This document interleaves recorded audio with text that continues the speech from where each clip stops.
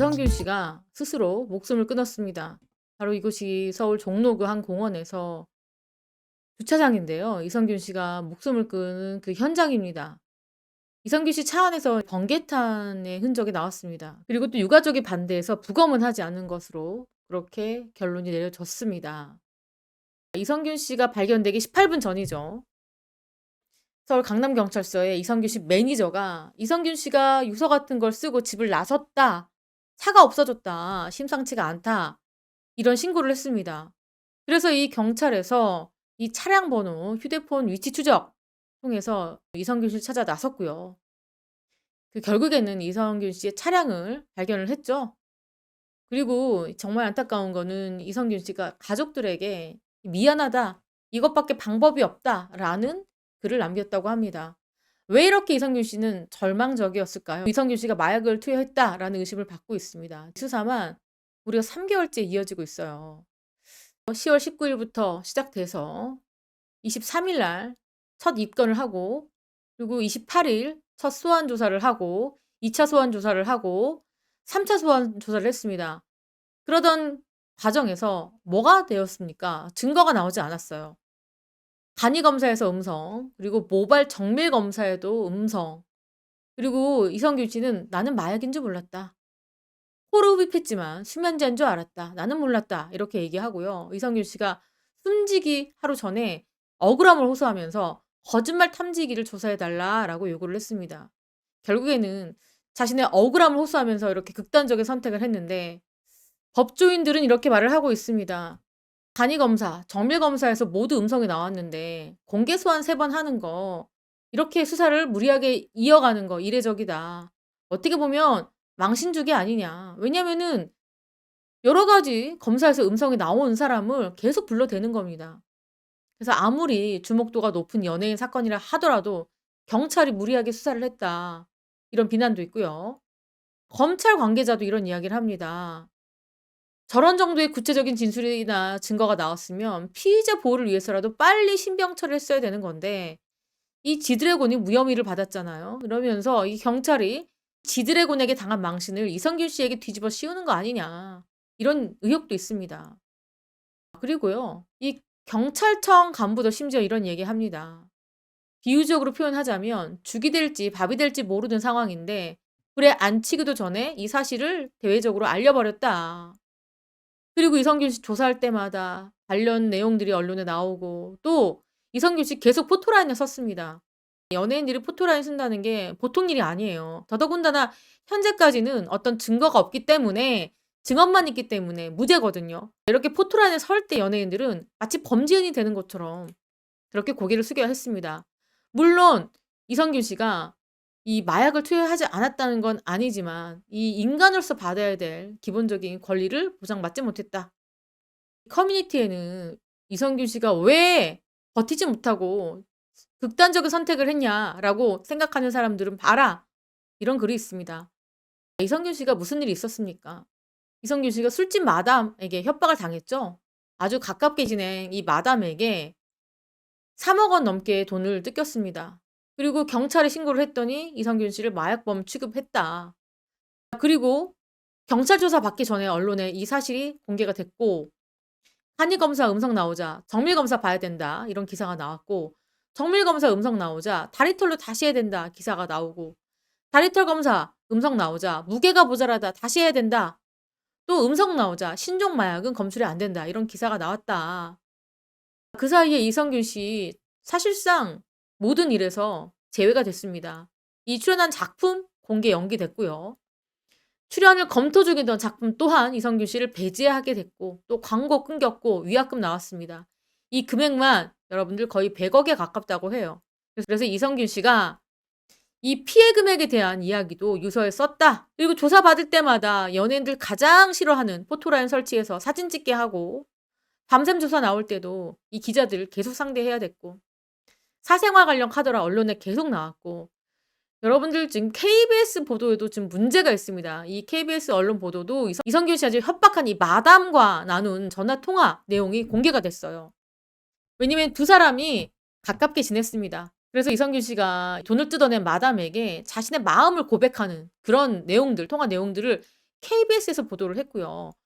또 각종 유튜브에서는 이성균 씨와 이 마담이 통화하는 음성 녹취록이 그대로 다 공개가 됐습니다.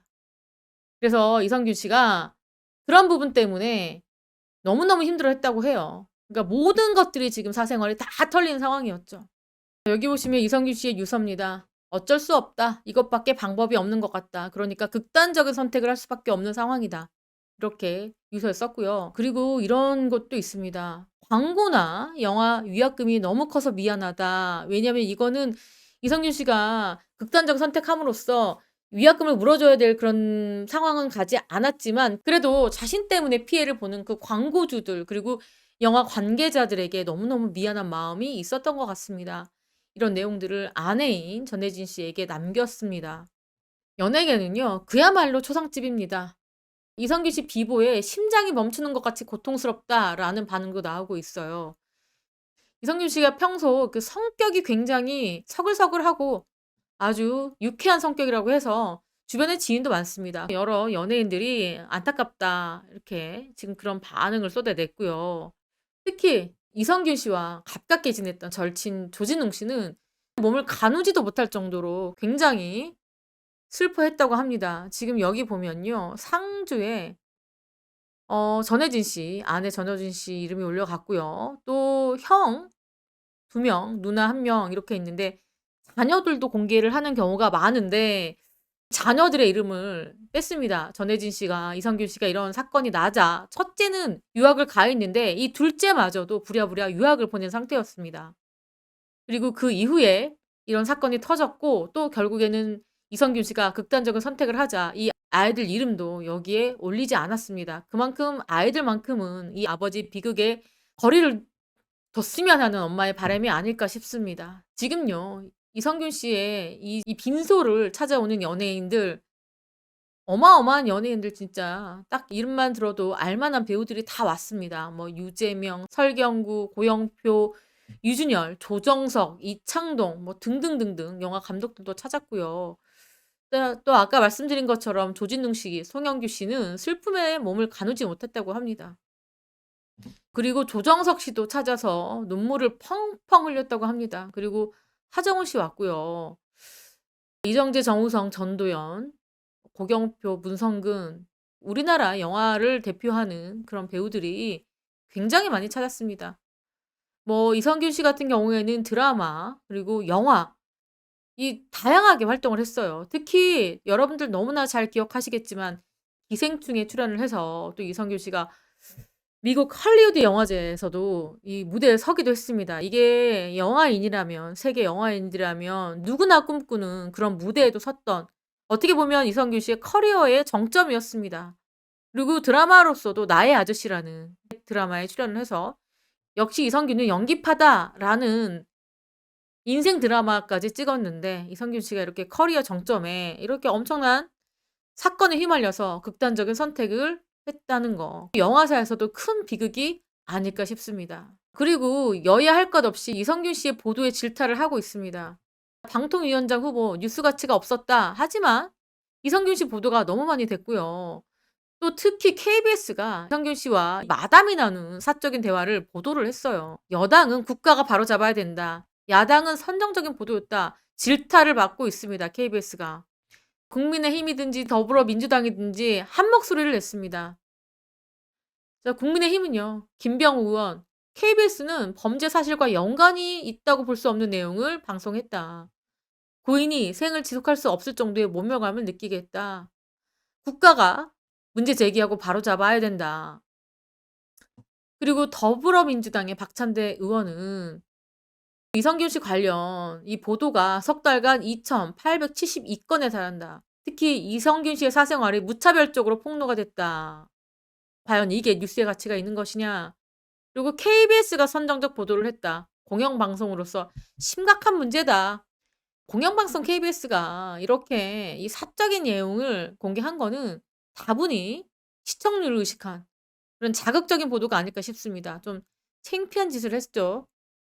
왜 그랬는지 이해가 안 갑니다. 사실은 이런 게 뉴스 회의를 할 때 이 가장 윗사람들이 이 뉴스의 밸류가 있는지를 선택을 하는 겁니다. 근데 너무나 사적이고 너무 뉴스에 가치가 없는 것들은 빼버리거든요. 근데 이게 KBS가 그것도 국민의 세금을 받아서 운영한다는 KBS가 이런 보도를 했다는 자체가 많은 국민들이 분개하고 있는 이유입니다. 비난을 받아야 될 것 같아요. KBS에서 지금 문제가 된 부분들입니다. 정말 굉장히 선정적인 여성의 이 나체도 아니고 이런 실루엣을 넣어 가지고 보도를 합니다. 이런 멘트를 주고받은 거 다 넣고 지금 이런 식의 보도를 해서 KBS가 질타를 받고 있어요. 또 MBC도 이 KBS를 뭐라고 하는데 이 MBC 아나운서가 KBS 보도에 대해서 지적을 했는데 MBC도 마찬가지예요. 이 실화 탐사대 자극적인 보도를 했습니다. 그리고 이성균 씨에 대해서 이 사생활적인 부분이요. 이런 부분도 다 노출을 했고 그 문자, 카톡 나눈 것들 이런 것들도 다 공개를 하면서 이성균 씨가 망신을 떨 수밖에 없었습니다. 자 어쨌거나 이렇게 너무 자극적인 이런 보도들은 좀 지양해야 되는 게 아닐까 싶습니다. 지금 이렇게 우리나라 충무로를 대표하는 이성균 씨가 황망하게 세상을 떠났습니다. 많은 이성균 씨를 좋아하는 사람들은 혹은 이성균 씨를 좋아하지 않아도 많은 사람들은 만약에 이성균 씨가 잘못한 부분이 있다면 그 잘못을 뉘우치고 반성하는 시간을 갖고 또 배우 이성균으로 다시 모습을 보기를 희망했습니다. 하지만 이렇게 결말은 너무 안타까운 극단적인 죽음으로 끝이 났다는 거. 자, 이성균 씨의 이 삼가 고인의 명복을 빌겠습니다. 이상으로 저는 백은영이었습니다. 시청해 주신 구독자 여러분 감사합니다.